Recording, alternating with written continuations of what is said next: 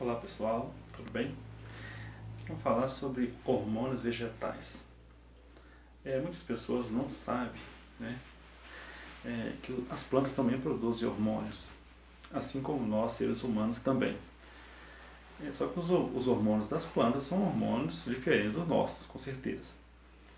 E os hormônios das plantas, eles são mediadores químicos de processos celulares, metabólicos que a planta precisa, seja para regulação, desenvolvimento e crescimento. Os hormônios das plantas eles servem como mensageiros químicos, tá? Outra coisa interessante é a palavra fito. Fito quer dizer plantas. Então, quando fala hormônios vegetais, nós falamos de fito-hormônios. É a mesma coisa. Existem nas plantas 5 principais hormônios. O primeiro hormônio é a auxina, conhecido também como ácido indolacético, que tem a abreviação de AIA. Também temos a giberelina, temos a citocinina, o etileno e o ácido abscíssico. Vou falar resumidamente sobre cada um deles. Esse vídeo aqui não é um vídeo assim muito extenso, mas vou mostrar o básico dos hormônios vegetais. A intenção minha não é aprofundar no assunto, senão fica um vídeo muito cansativo, muito chato até de assistir. Então assim, quero falar rapidamente qual a função de cada um deles no organismo da planta e qual a importância deles no geral, de forma geral, de cada um deles. Tá ok? Os hormônios nas plantas, eles podem atuar no local que eles são produzidos ou numa célula mais distante, ou seja, passando de célula para célula, tá ok? Isso graças ao xilema e floema, que são os tecidos de conduções, ou tecidos condutores. O primeiro ácido que nós vamos falar aqui é do grupo das auxinas, é o ácido indolacético, que tem a abreviação de AIA. O AIA é originado a partir do aminoácido triptofano. O AIA na planta tem a função de crescimento tanto de raiz como caules.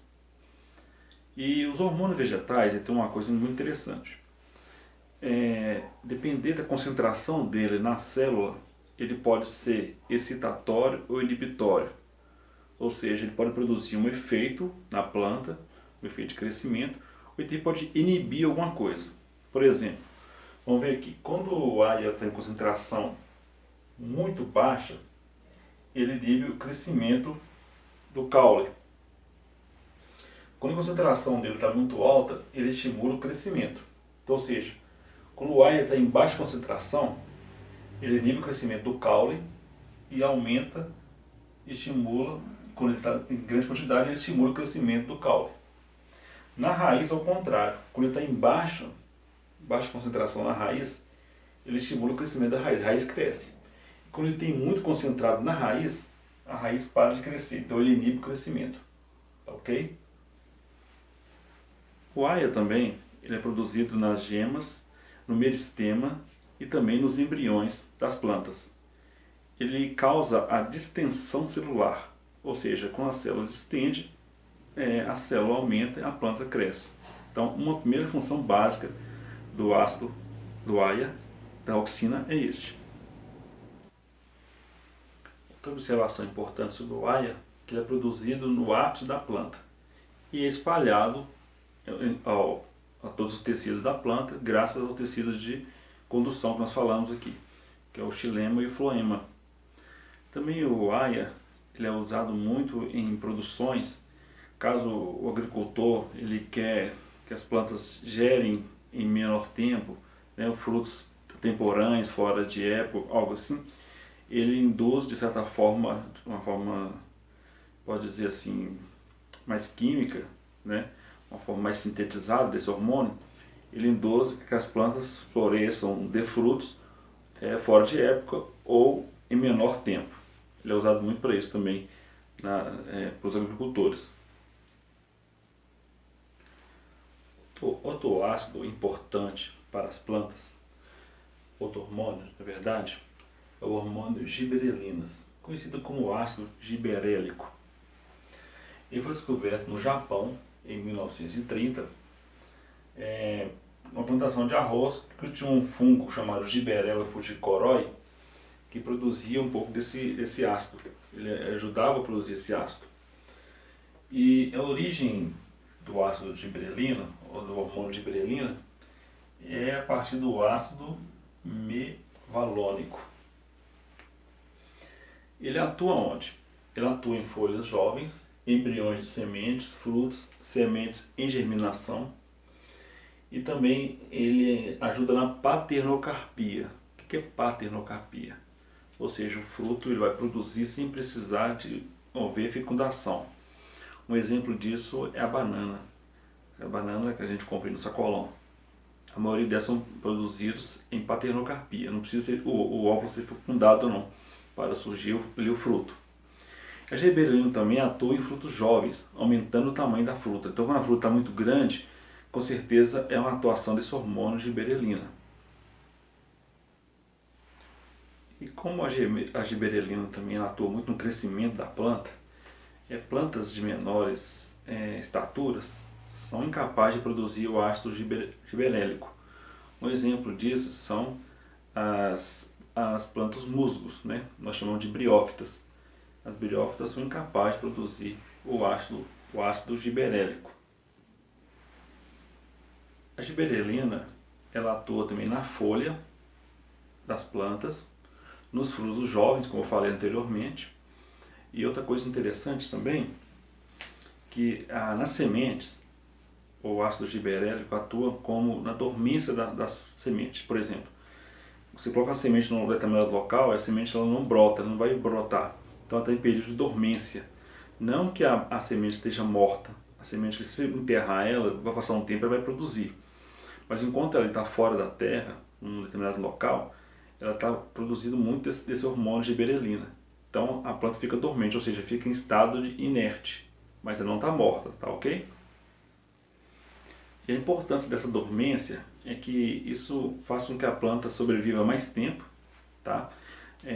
Ajuda a preservar a espécie daquela planta, e a planta depois ela volta, ela sai dessa dormência, período de dormência, e volta a germinar, tá ok? Então a importância do ácido gibberélico nas sementes são isso, manter por muito tempo aquela espécie, até chegar um tempo favorável que ela possa brotar. O ácido gibberélico ele é usado muito na agricultura para acelerar o processo de colheita, ou seja, como o ácido gibberélico atua na paternocarpia, então tem aquele desenvolvimento do embrião, produção de raízes e crescimento da planta.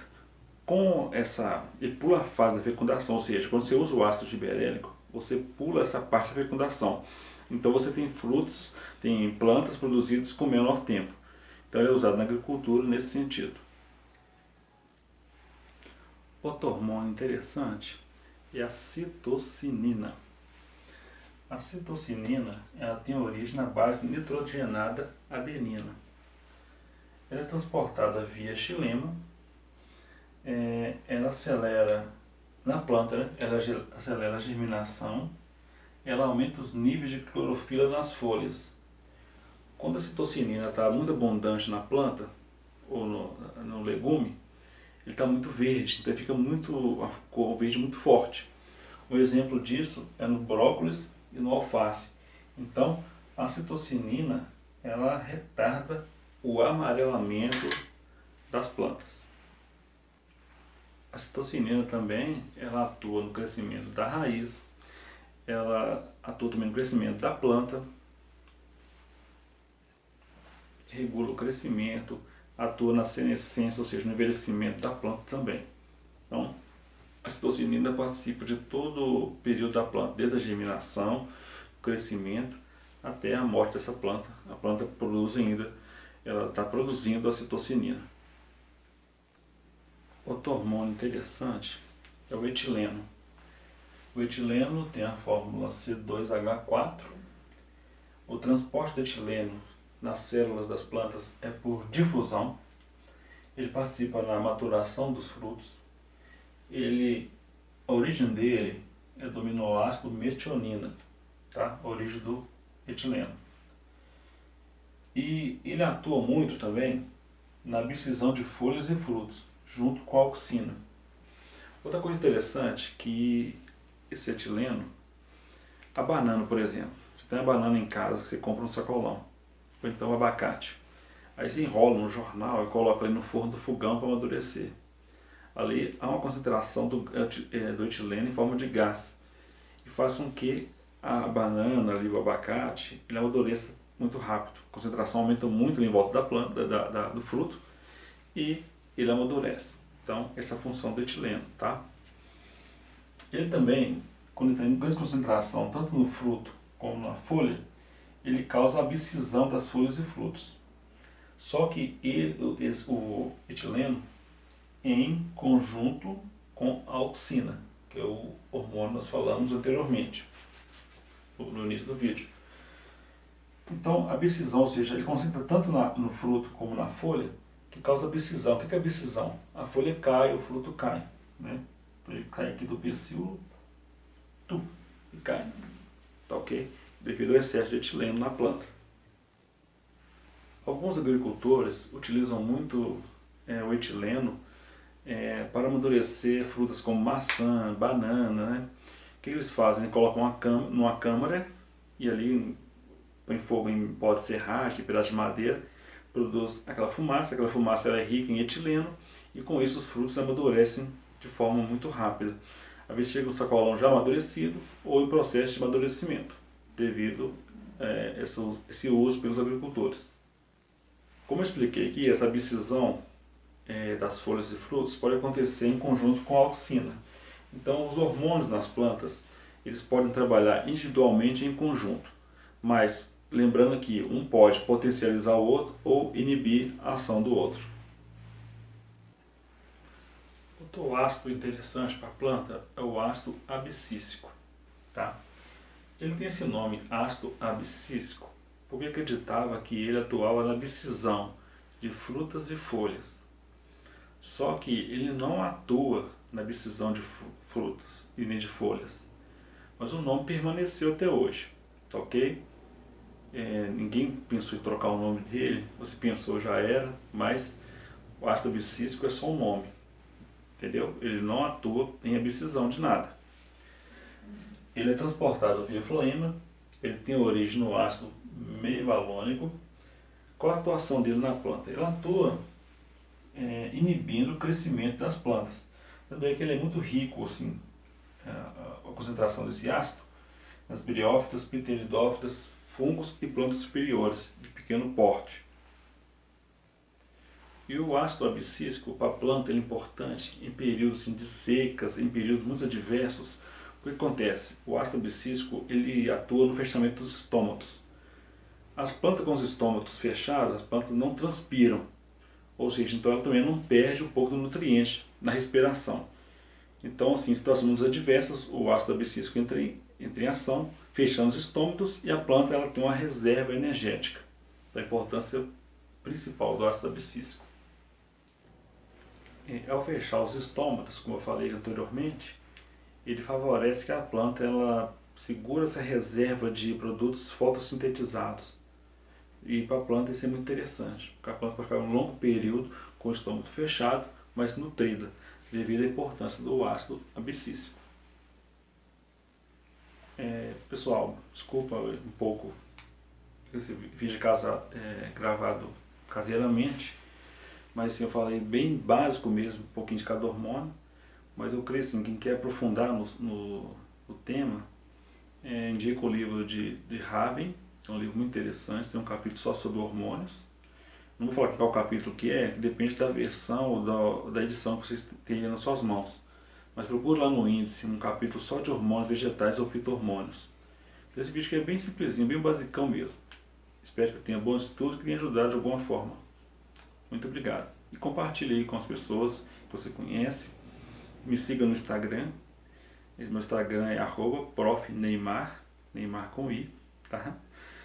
E deixe o seu like aí e compartilhe esse vídeo. Muito obrigado.